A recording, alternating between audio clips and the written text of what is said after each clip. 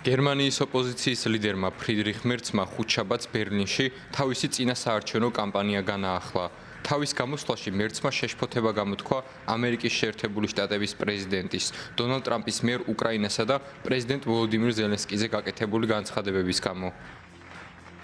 გუშინდელი დღიდან დონალდ ტრამპის განცხადებები ზელენსკისა და უკრაინაზე ცხადს რა ხდება აქ. განხეთქილება დასავლეთში უფრო და უფრო ღრმავდება და საკითხავია, ჯერ კიდევ შეგვეძლება თუ არა ამერიკელებთან ერთად გერმანიის ფედერაციული რესპუბლიკის ნატოში გაწევრების 70 წლის თავის აღნიშვნა.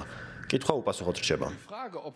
გერმანიაში ვადამდელი საპარლამენტო არჩევნები კვირას 23 თებერვალს ჩატარდება. გერმანია ევროპის უდიდესი ეკონომიკა და უკრაინისთვის იარაღის მეორე უდიდესი მიმწოდებელია. მოდით გქონდეს საუკეთესოს იმედი და მოვემზადოთ ყველაზე ცუდისთვის. ყველაზე ცუდი კი შესაძლოა ის იყოს, რომ ჩვენ ევროპელებმა საბოლოოდ უნდა ავიღოთ ხალხში ევროპის კონტინენტის უსაფრთხოება, რადგან ამერიკის შეერთებული შტატებისგან უსაფრთხოების გარანტიები აღარ არის.